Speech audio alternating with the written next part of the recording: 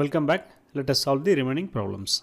The monthly income of a person was rupees 13,500 and his monthly expenditure was rupees 9,000. Next year, his income increased by 14% and the expenditure by 7%. Find the percentage increase in his savings. Okay. We know that savings is equal to income minus expenditure. Okay. With this, we shall start the calculation. Initially, the monthly income is 13,500. Expenses 9,000. So the difference is savings. This is equal to difference of this, that is 500. 13 minus 9. This is 4. So the savings is 4,500. Okay. Now next year, income is increased by 14%. It means it is 1.14 into 13,500 and expense is equal to, it is increased by 7%. That is 1.07 into initial expense, that is 9,000. Now let us calculate. So the first one will be 114 into 135. 4 5s are 20, 2, 1 5 is 5, 2 plus 5 7, 1 5 is 5. Again 4 3s are 12, 1, 1 3 is 3, 4, 1 3 is 3. Next 1 1 4. This will be 9 0, 8 plus 5 13, carry 1. This will be 5 times 1. This is 15390. Next, expense. Expense is equal to 107 into 990. Therefore, it will be 0. 7 9s are 63. 6 0 9 is 0. 6 1 9 is 9. Therefore, expense is 9630. Now, let us find out the savings for the second year. This will be the difference between these two numbers. 60. 13 minus 6 is 7. 14 minus 9 is 5. So the initial savings was 4,500 and the next year the savings is 5,760. They are asking the percentage increase. Percentage increase in savings is equal to new minus old by old. That is 5760 minus 4500 divided by 4500 into 100%. Okay. So the increase means increase with respect to the baseline, original, not the new one. So we have to find out the delta and divide by the initial savings. Now let us subtract. 5760 minus 4500. This will be 60 to 1. So this is 1260 divided by 4500 into 100%. Okay, now we shall divide. We shall divide these two zeros. We shall divide the numerator and denominator by 5 first. This will be 9 times. This will be 2, 26, 5, 1. It is 2, 252. Okay, we shall further divide. We can directly divide by 9. So 2 9s are 18. Balance will be 7. 72 will be divisible by 9 8 times. Therefore, the percentage increase is 28%. Answer is option C. Next question. The price of petrol is increased by 25%. How much percentage must a car owner reduce his consumption of petrol so as not to increase his expenditure on petrol? Okay. So we have the formula. Directly we can see when the price is increasing by R percentage, the quantity should decrease by R by 100 plus R into 100%. Okay. Therefore, the reduction is R, that is 25 divided by 100 plus 25 into 100. This is equal to 25 by 125 into 100. This will go 5 times. 100 by 5 is equal to 20. Therefore, the reduction percentage should be 20%. Answer is B. Okay. We can also solve by another method, that is price into quantity or consumption. should be same. P1 Q1 is equal to P2 Q2. So when the price is increasing by 125%, others should reduce accordingly.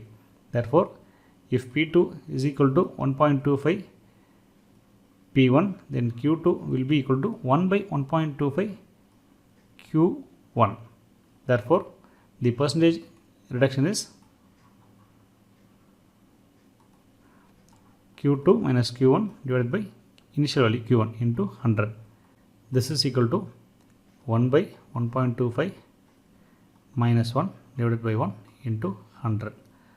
So which is equal to 1 by 1.25 can be written as 100 by 125 minus 1 into 100, which is again 100 minus 125, that is 25 by 125 minus 25 by 125 into 100.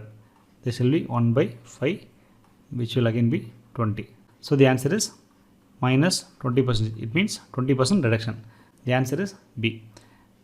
You can try whichever method is convenient for you. If you are able to remember the formula, you can directly solve it, or else you can use this method to solve the value of reduction. Next question. If A salary is 30% less than that of B, then how much percent is B salary more than that of A? Let us write the equation. A is equal to 30% less than B. A and B represent the salaries. Therefore, A is equal to 70% of B, which again we can write as 0.7 B. Now we have to write B in terms of A to find out the percentage which B's salary is more than that of A. Therefore, B is equal to 1 by 0.7 A.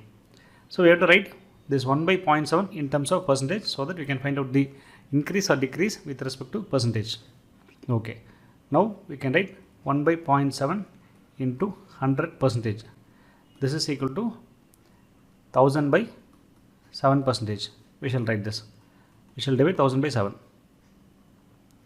1 7 is 7, 30, 4 7s are 28, 2 0, again 2 7s are 14, balance is 6.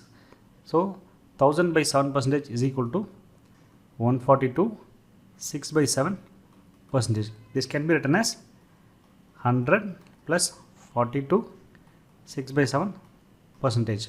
That is B is equal to 42, 6 by 7 percentage more than A.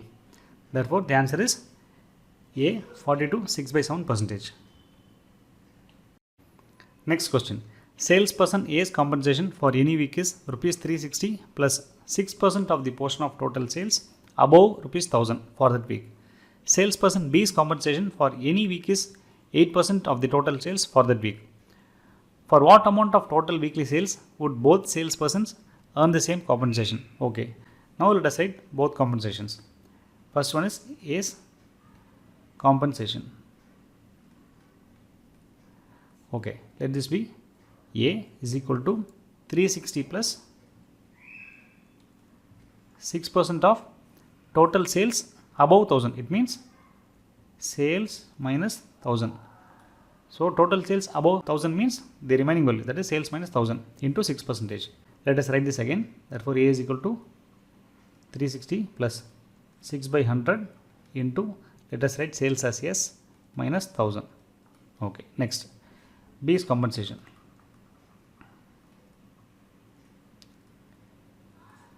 Here B is equal to 8% of total sales for the week. It means 8% of sales.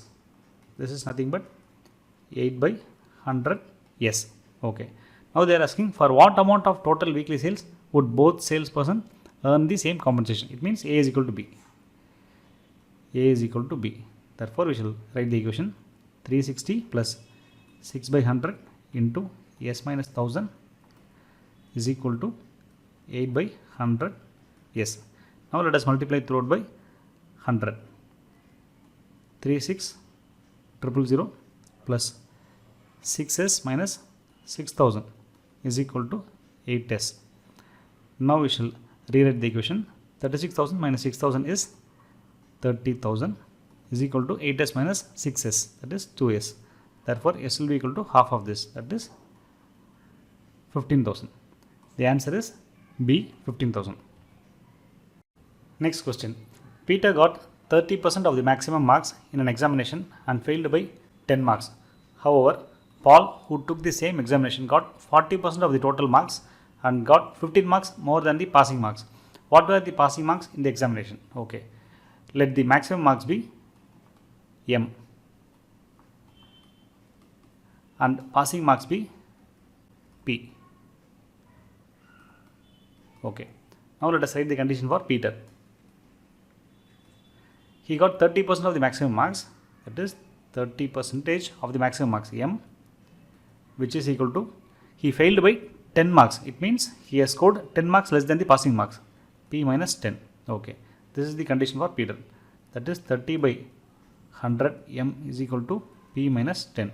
Next, Paul. He took the same examination and got 40% of the total marks. It means 40% M is equal to, he got 15 marks more than the passing marks. It means P plus 15. Therefore, we can write this as 40 by 100 M is equal to P plus 15. What were the passing marks of the examination? Okay. This is the first equation and this is the second equation. We can subtract 2 minus 1. It means 40 by 100 M minus 30 by 100 M is equal to, P will get cancelled. It is 15 minus of minus 10.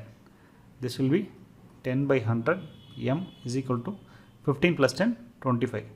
We can cancel the zeros. M is equal to 250. That is the maximum marks. Next, they are asking the passing marks.